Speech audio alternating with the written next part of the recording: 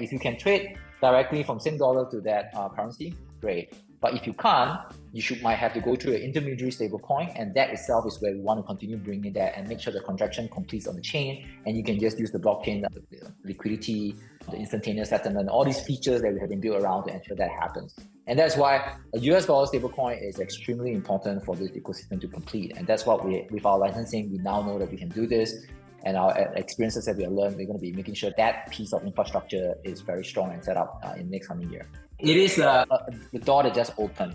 But whether you can get through that door really depends on how good you are. And there's a lot of work that still needs to be done. But it is a starting point. And we're not saying that we're going to be the only guys, but we're one of the first few guys that have a shot, and we really truly treasure this opportunity. If you believe in something and you want to do something, you must know that there's going to be a lot of struggle along the way. And I know times are bad. Like the times are very bad right now from a fundraising perspective, right? Market is not the best situation. That's where the best entrepreneurs will survive, right? And the best company will survive. This is where you need to really get your back against the wall, innovate, and think about whether this is truly something that you want to do. Convince your team and keep going at it, right? You only fail when you give up, and if you can continue pushing the team, hopefully one day you will see the sunlight and things will get through. Moving on to another aspect of the news that we've been talking about and the development for StraitsX is the XUSD side of things. And I'm interested to know, what is the rationale behind developing XUSD as well, apart from SGD and IDR? And what's the implication as well for the ecosystem? Definitely. I think, let's put it this way first, all right? You think about, I talked about the last time round that it is impossible for US dollars to be used for payment across the rest of the countries that is in this part of the world. It's a sovereignty issue, and there's a lot of other regulation related problems. You want to defend your local currency. But however, the truth of the world is that 90% the global trade is still settled in US dollars, right? The FX that you have when you're going overseas, some countries have bilateral agreement like Singapore with Indonesia. We can just do a direct FX swap between Sing dollars and rupiah. But a lot of other currency are actually just still settled through US dollars. You will use Sing dollars to buy US dollars, and US dollars sell for another currency, right? That is the situation of how the world works. And this is why we realized that in order to continue this part of the expansion and innovation, a US dollar stablecoin is just needed, right? And it is currently still the largest market cap, right? Like I mentioned, I think today there's about 130 billion US dollars backed stablecoin. That itself is where the biggest market opportunity is, and because the world is still using US dollar denominated currency for trading, right? So having that is the first piece that we need to fix in order to facilitate faster settlement and actually allowing the FX swap and pricing to be done for currency pair that is not able to directly deal with Sing dollars initially. But the plan is also still that making sure that the rest of the currency will all have its own stablecoin itself, where then they will be able to mirror the normal trade they are doing today. If you can trade directly from Sing dollar to that currency, great. But if you can't, might have to go through an intermediary stablecoin, and that itself is where we want to continue bringing that and make sure the transaction completes on the chain, and you can just use the blockchain, the liquidity, the instantaneous settlement, all these features that we have been built around to ensure that happens. And that's why a US dollar stablecoin is extremely important for this ecosystem to complete. And that's what with our licensing, we now know that we can do this. And our experiences that we have learned, we're going to be making sure that piece of infrastructure is very strong and set up in the next coming year. Yeah, again, going back to that whole pain point of accessibility, and it ultimately goes back to that thesis of local currencies, right? Because if you're able to create those bridges through XUSD, then I think, cross-border payments will be a lot easier with various other local currencies that maybe you guys will be developing in the future. Because the US dollar is still the reserve currency of major countries, right? So if you're talking about cross-border, even from companies, sometimes they will hold a reserve in US dollars before they settle for a local currency for the actual payment side of this thing. And that's what our XUSD will be poised to do so as well, in order for them to quickly jump between currency pair with a safe haven of a currency that most of their accountings and most of their trade settlement can be done in. And I know you've talked about this in length in terms of a story that you told with how you guys got an e-money license and an MPL, and then now going into the IPA as well, and really painted that story of the compliance journey of StraitsX, of Fazz. But I also wanted for you to maybe package it for our audience in terms of learnings. Like, what are some of the biggest learnings that you've had in terms of developing these financial services to be really compliant, that perhaps can help other founders out there, fintech founders that are also innovating really ahead of the curve trying to figure out how do I deal with regulators, how do I deal with institutions? I think it's been a long journey for us. I've been doing this payment space for almost close to 10 years now. I feel really old about this. But at the same time, it's also a personal journey for me. I think I started, for those that know my background, I'm just an engineer. I was a software engineer before this. I was working at Amazon and I love most of the technical stuff. I spent time writing code. I think more productive that way. But I think the first key lessons you need to learn is that continuous dialogue is actually key. You need to actually constantly talk to your customers. And in this case, for compliance and fintech, they're doing regulator, having an open dialogue and showing consistency and showing them that who is the person behind the company and what are you trying to achieve here, and having a constant, clear dialogue with them that to build trust and credibility, right? A lot of this thing really takes time, right? I think I shared before one of my insights after living in this industry one time during a panel is if you think about central bank or regulators, their number one KPI really is not innovation. Singapore, MAS, kudos to them again, been doing a lot of work. But if you really think about the order of priorities for all the regulators around the world, I'm pretty sure it's always going to be the same. Innovation is not the number one. Number one is stability, right? Stability is number one. Making sure that the economy is sound and nothing goes wrong is actually a topmost priority. Then with that kind of thing, then you need to understand how they will then go about doing things, right? There will be regulators that are more forward-looking, like Singapore and a few other countries. But at the same time, they will not be able to bridge the fact that they need to make sure that there's stability for everything you do. And that is why trust and credibility become something that's super important. And you only can build those things through consistency, through time, and dialogue. You can't blame them if you're just a guy that just came out yesterday and they start talking about this great innovation that you have. They're going to be skeptic. They were skeptic too. So it takes a lot of time and also continuous dialogue to actually explain to them your objective and how this thing will benefit the industry as a whole, to get them supportive of any initiative that you're thinking about.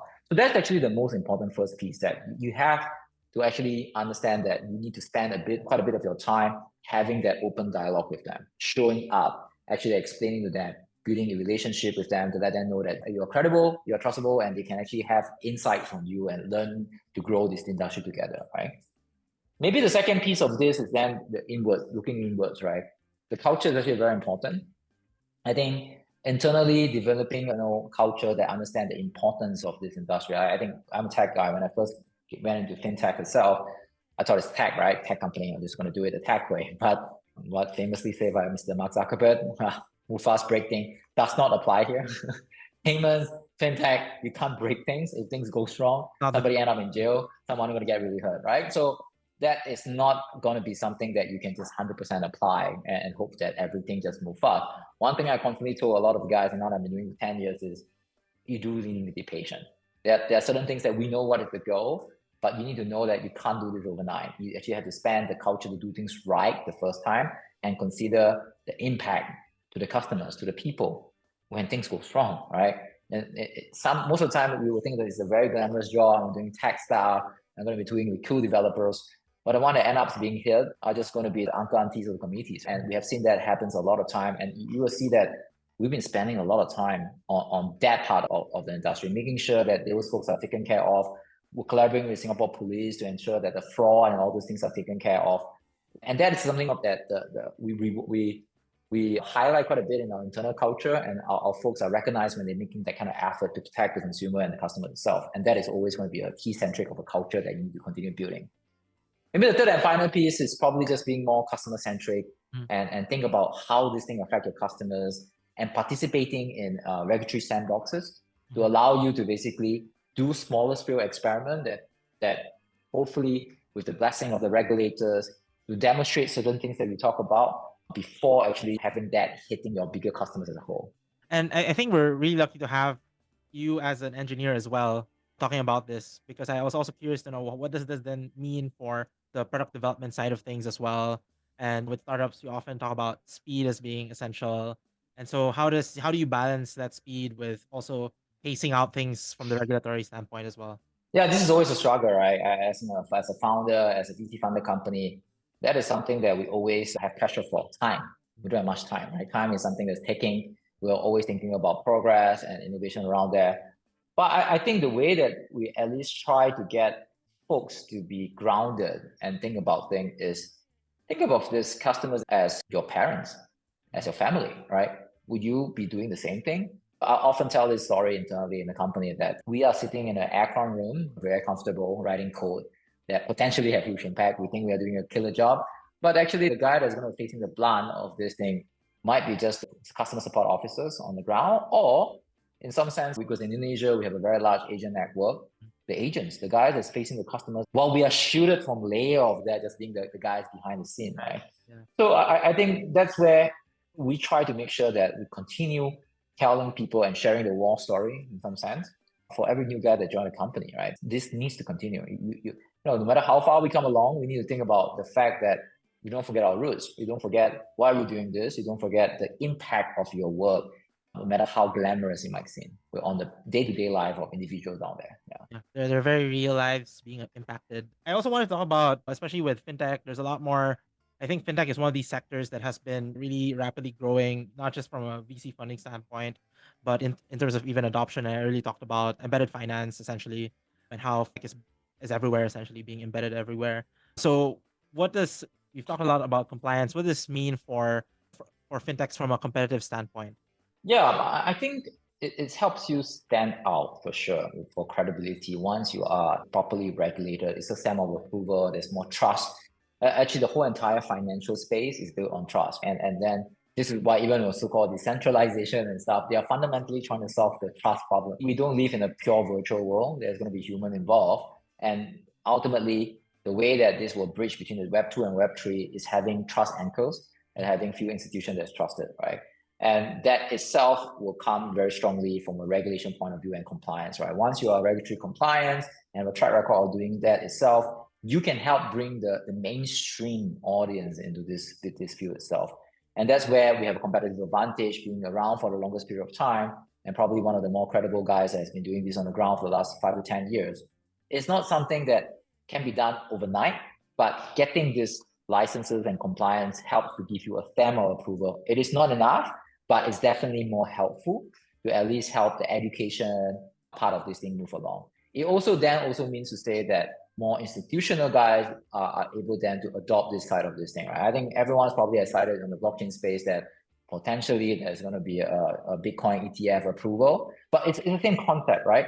Can you already mostly buy the Bitcoin itself? Is by having an ETF, what does it mean? Institutional guys now know that they have a way that's compliant and proper to purchase this on their balance sheet, right? So the concept is the same. Having a regulation compliance on a fintech side, from a competitive advantage side of this thing, means that you can then serve a wider audience of customers that traditionally will be either fearful or unable to reach. But again, yeah, on the other end of things, it also doesn't necessarily mean that you will readily win those customers still, right? Exactly. It is the door that just opened. But whether you can get through that door really depends on how good you are. And there's a lot of work that still needs to be done. But it is a starting point. And we're not saying that we're going to be the only guys, but we're one of the first few guys that have a shot, and we really truly treasure this opportunity. And looking into 2024, it's a new year as we're recording this, and as you'll be hearing this as well. What is one regulatory development, I guess, apart from the framework that's being cooked up, what is one development that you're excited about for the space in maybe either Singapore, Indonesia, or Southeast Asian markets? I think on the stablecoin side is something that I'm really excited that is on the roadmap again to be one of the first in this whole region or even the world to actually regulate the coin itself. It puts Singapore and its global positioning in a perfect space to basically allow for success. If you think about it, at least on US dollar stablecoin, I mentioned earlier on, $130 billion market cap just of right now. From a Singapore perspective, I think there is a demand.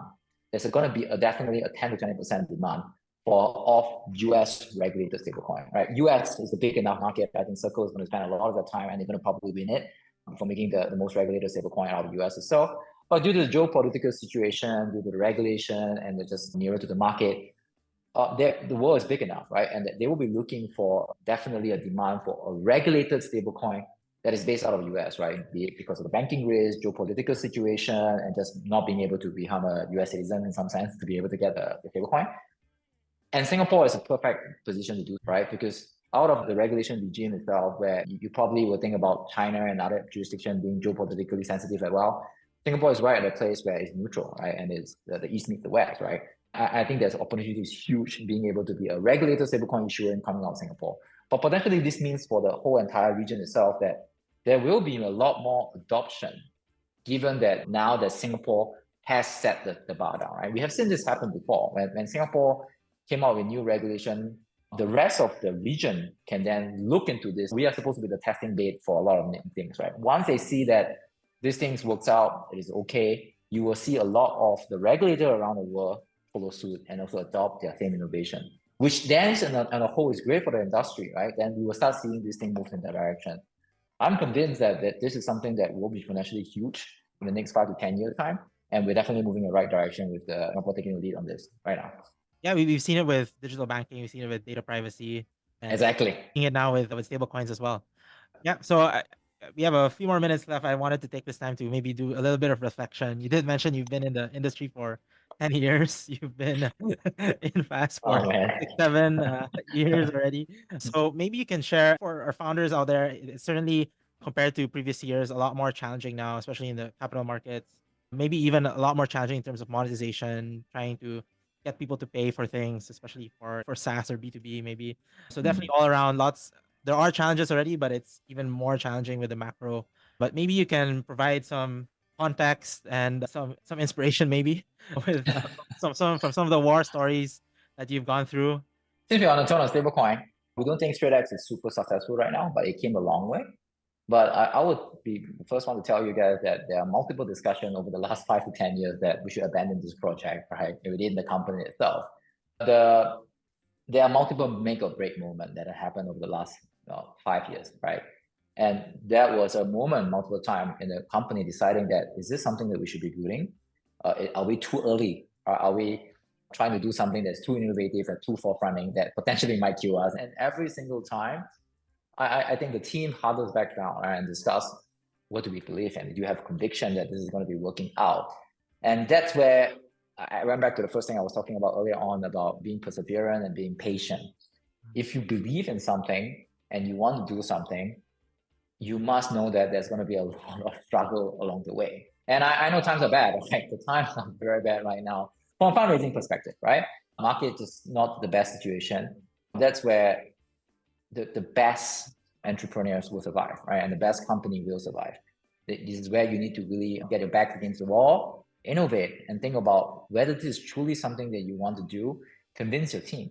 And a lot of time is really, as the company grow bigger and bigger, 90% of the problems is not technology. The people side of the problem is really the problem. And we need to make sure that you can align your people and deal with the people. That is actually the number one reason most early stage startup fails, right? And making sure your guys are sticking together, making sure that everyone will believe in the vision and can be aligned and working on a common goal and keep going at it, right? You only fail when you give up. And if you can continue pushing the team, hopefully one day you will see the sunlight and things will get through. Definitely a lot to think about for our founders in the audience, and certainly hard-earned war experiences, make or break moments as you've come to this point. But again, the story's not over, right? So there's still a lot. No, we're not done yet. And we'll probably just open the door and there's more work there. The only easy day is supposed to be yesterday, right? So that is the trade-off of innovation. Part 5, Insignia and Fazz. And I also wanted to talk about Fazz's relationship with Insignia as well. You on a personal basis you were an early supporter of PayFazz even before the whole merger. And then Insignia has also been an early supporter of PayFazz and then supported as well as the Fazz group came together. Maybe you can share a little bit from your perspective how that founder-investor relationship has evolved with Fazz and maybe even contributed to Fazz's maturity as a company today. We always call boss England. his first and foremost, his energy level is impossible to catch up with, and it has been a great inspiration. I think he has been doing this for so many different years, and Hendra and I have personally seen his capability to juggle so many different things as a super networker, super connected, and build deep relationship over there. Multiple times during our Douglas moment, we had to think and have a chat with England, and he can tell you how he can get things done, or he will throw his backing around you to make things happen, right? I think for us, the last 10 years probably will not be possible along multiple occasions without Insignia and England's continuous support, right? And when things get tough, this is where really the rubber meets the road. The true matter of people is being tested.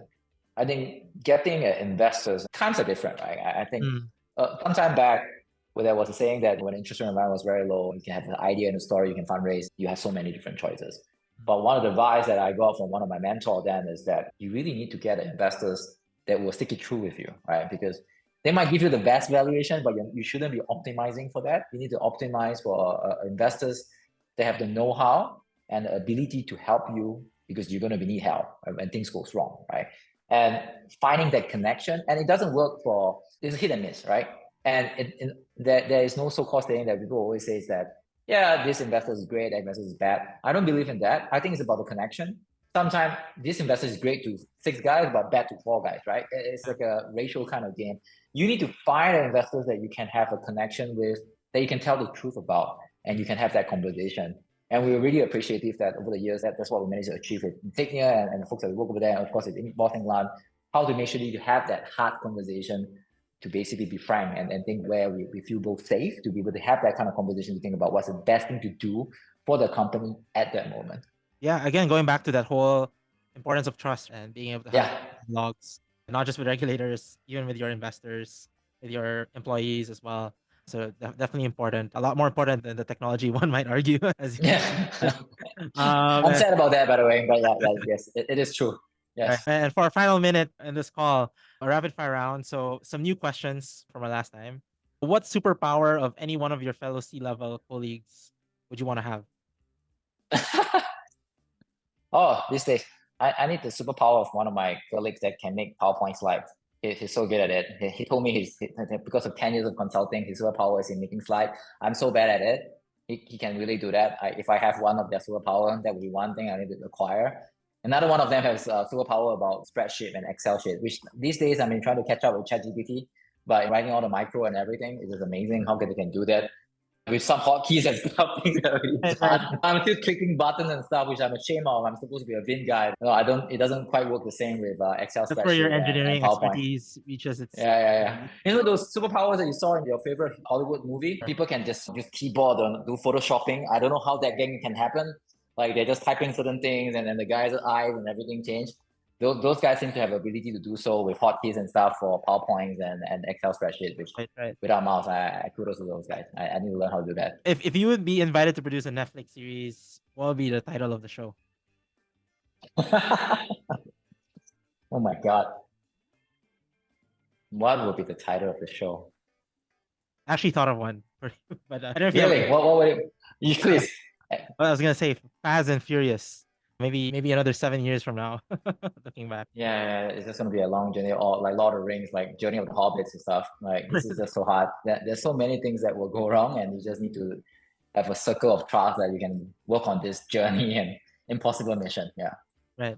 Looking back now, what is a skill? I guess you've answered it with the whole Excel and PowerPoint, but maybe a soft skill that you believe you should have learned back in your time as a student. I think over the years, one thing that we have been building up and also need to continue building up is that you need to be able to listen better.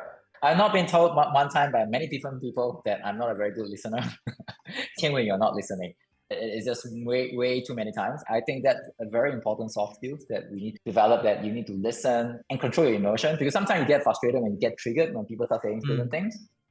Being able to deal with it takes a lot of practice, and just really listen what people are trying to say first, distill away the emotion side first, and really give the right answers.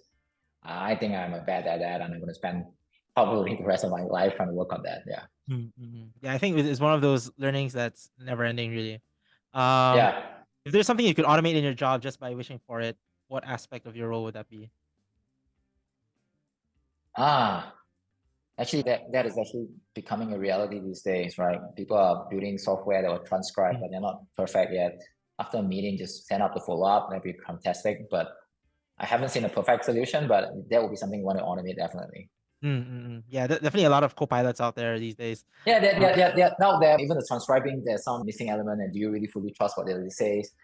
We still have a gap, but it's something that I think will be seen in our lifetime. If you could pick anyone alive or dead to be your 24/7 executive coach, who would it be? Mr. Lee Kuan Yew. And that's still my childhood hero, and also I think to today, I think what he has managed to achieve. I just make a trip recently with my family to Penang and Ipoh, and I am a Malaysian. My father's Malaysian. He migrated to Singapore. I'm a Singapore born and raised here, and I've been pretty much in Indonesia and running around the place. I think you just look at the context of what he has managed to achieve. People will say Singapore is a rich country, we have everything.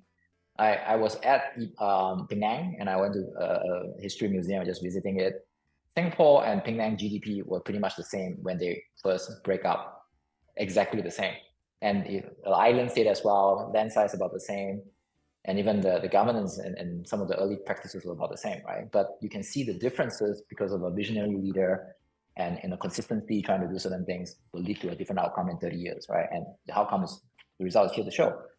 Mr. Lee is it's really the original entrepreneur and the guy that, if there is a Chinese saying you have to pray to a god, and this is the guy that you need to pray to. This guy knows what he's doing, man. And I think, yeah, even England would say he's probably the original VC from.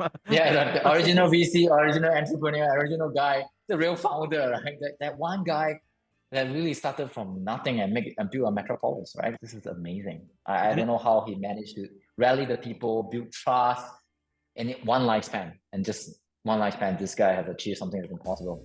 We'd love to have a chat with him every day, but yeah. And I think that really ties back full circle into the recent developments at StraitsX, really a result of what Mr. Lee Kuan Yew has done. Yeah, exactly. We are playing the card that he has laid a huge foundation. We're standing on the shoulder of a giant. Singapore is where it is because of what he has managed to do with the early pioneers.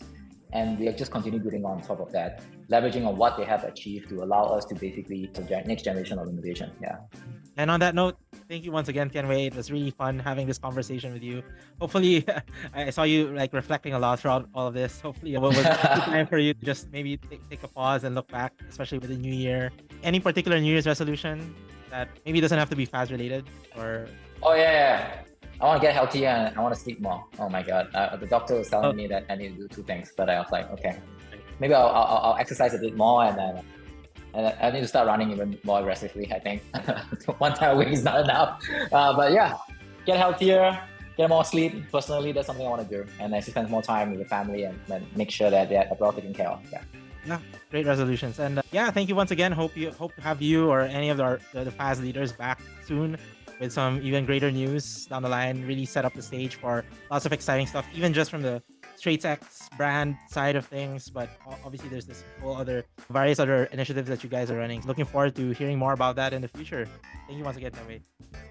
Hey, thank you, Paulo. Thanks for the invite, and have fun here. Thank you, everyone. Thank you for joining us on this call. Make sure you get notified on when to dial in by following us wherever you're listening to us. If you're on YouTube, hit that subscribe button, toss in a like, and let us know if you'd like to hear more of this topic in the comments. See you all in our next call.